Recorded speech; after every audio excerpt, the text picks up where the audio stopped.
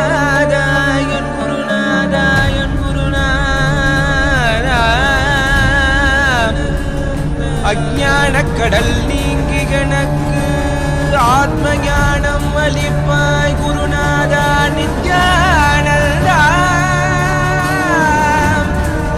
ஆத்ம ஞானம் அளிப்பாய் நித்யா.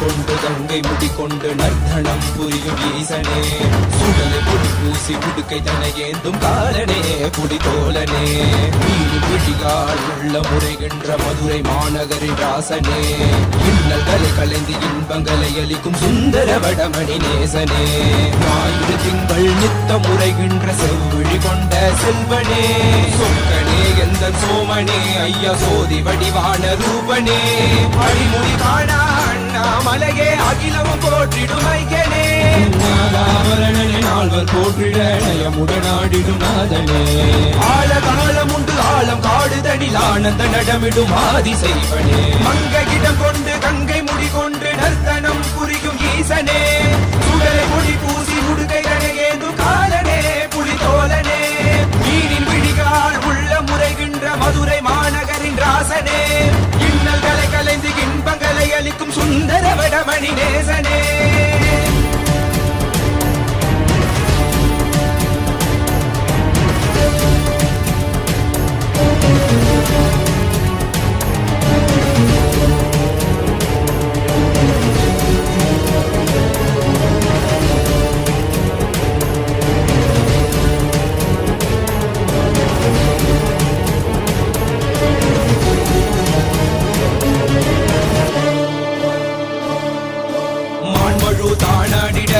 மங்கையவளிடம் கொண்டு நீயாடி வாடியார் திருவினைகள் தீர்த்தருளவே நித்யனே இடவத்தின் மேலேறிவா என்றென்றும் ஈசனை தானாடிட புவிதனில் சுந்தரனை நீயாடிவா தினமும் நீ விசும்பு தந்தருளவே நேசனே மலனே நீயாடிவா இமையோர்கள் இன்னலை கலந்திடும் தேவா தேவாதி தேவா சதா சிவா வாவா குருவாக வந்து திருவருள் புரிவாய் நித்யானந்தனே முக்தி தரவாவா பிறவியில் உரைகின்ற பிரமணே நீயாடிவா.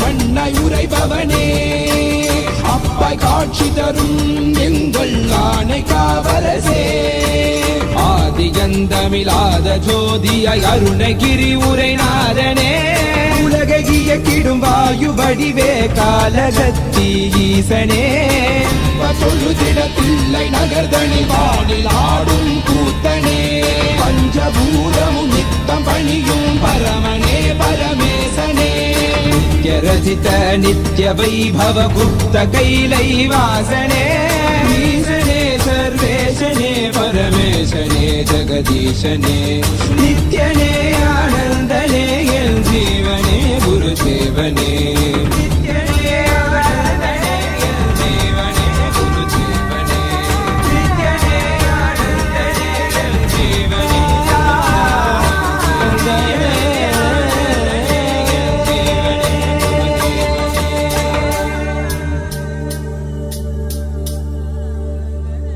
నిత్యనామమో జన్మరక్షక మంత్ర తాపసమో చేయగ భజింపవే మనస నిత్యనామమో జన్మరక్షక మంత్ర తాపసమో చేయగ భజింపవే మనస నిత్యనామమో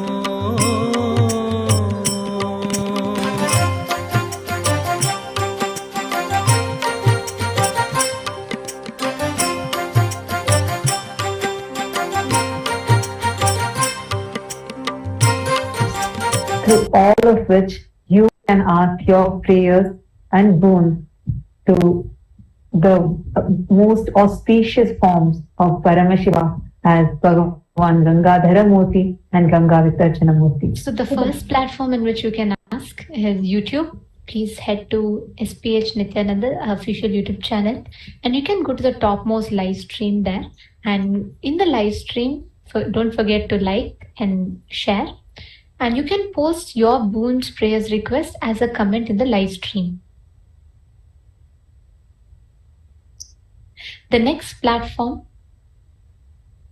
that all of us can ask is WhatsApp.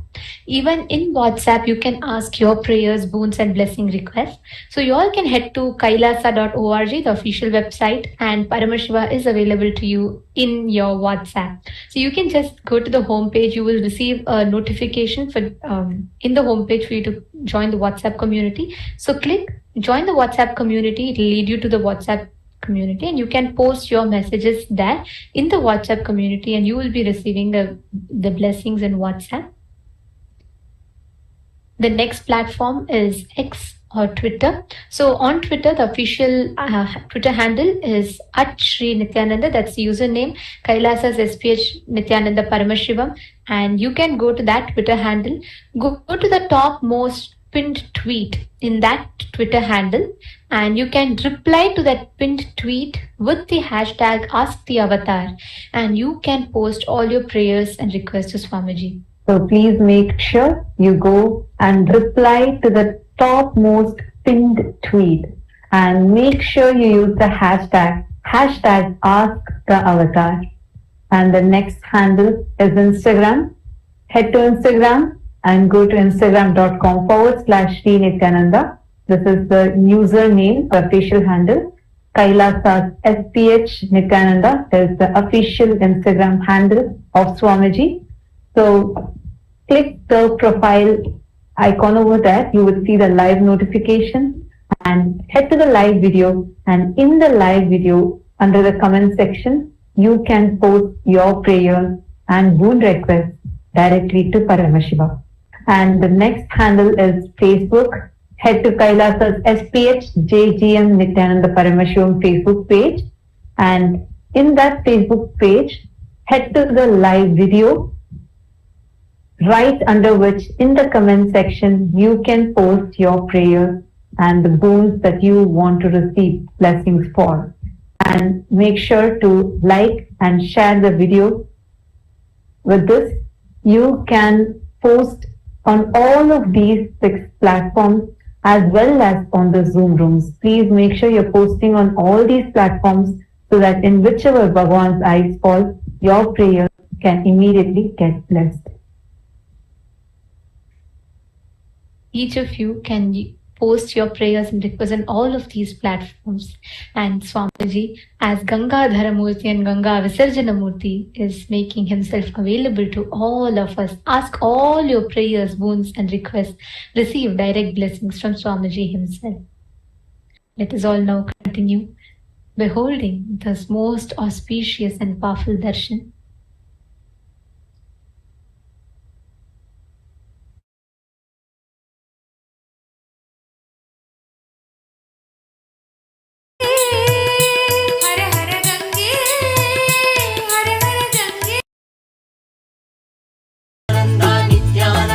Meenakshi अवतारा Nityanand Nityanand अर्धनारीश्वरा Nityanand Nityanand Nityanand Nityanand नित्यलिंगेश्वर Nityanand Nityanand Nityanand नित्य सद्गुरु नित्यानंद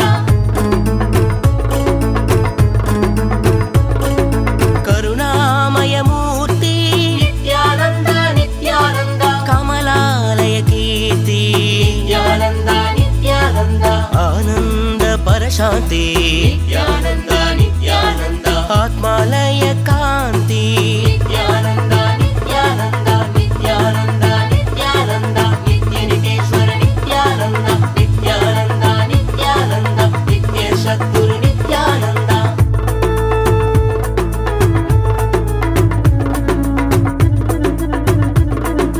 हरिहर सागर नित्यानंद अमृत శేఖర నిత్యానంద ద్వైతాద్వైత నిత్యానంద త్రిగుణాతీత నిత్యానంద నిత్యానంద నిత్యానంద నిత్య నికేశ్వర నిత్యానంద నిత్య సద్గురు నిత్యానంద